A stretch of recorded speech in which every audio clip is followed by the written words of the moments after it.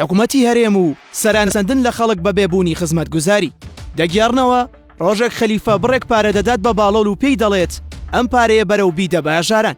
باڵۆڵ پارەکەی وەرگرت و بردی، بەڵام دوای ماوەیەک گەڕایەوە و سەرجەم پارەکەی دا بە خەلیفە.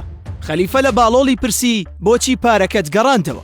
باڵۆڵ دەڵێت پاشا و خەلیفەی وڵات، هەرچەندە گەڕام و بیرم کردەوە لە تۆ محتاجتر و هەژارتر و بێپارەترم دەست نەکەوت بۆ ئەوەی ئەم پارەی پێ ببەخشم، بۆیە گەڕاندمەوە بۆ تۆ.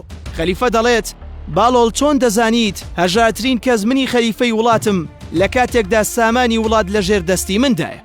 باڵۆڵ دەڵێت کاتێک دەچمە ناو بازار و ناو خەڵک بەگشتی دار و دەستەی خەلیفە دەبینم کە بە زۆرداری و ئازاردانی خەڵکو و بە بەکارهێنانی چەندان ڕێگەی جیاواز سەرانە لە خەڵک وەردەگرن و دەیبەن بۆ خەزێنەی خەلیفە. منیژە و کاتە زانیم تۆ لە هەمووان هەژارتری، بۆ یەکەوەی پارەکانم بۆ گێڕایتەوە. ئەگەر لە چاوی ئەو چیرۆکەی باڵۆڵ لە حکومەتی هەرێم بڕوانیت لە ڕواڵەتدا دەردەکەوێ کە حکومەتێکی هەژار و بە زمانی خۆیان نزیکن لە موفلیسی، لە هەر شوێنێک بە ناوی خزمەتگوزاری پارە لە خەڵک وەردەگرن.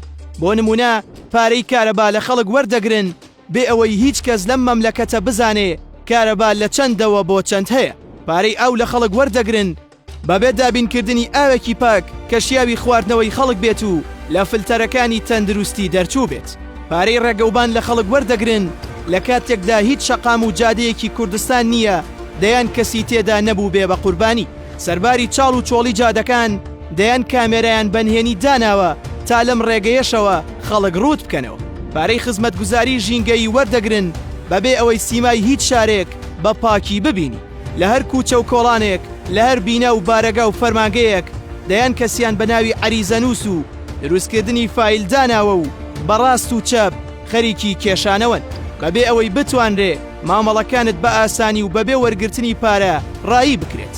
ڕەنگە کوردستان تاکە هەرێمی سەر ئەم کوورەی ئەرزە بێت کە حکومەتەکەی لە بۆسەدا بێت و خۆی بە خەڵک بەخێو بکات.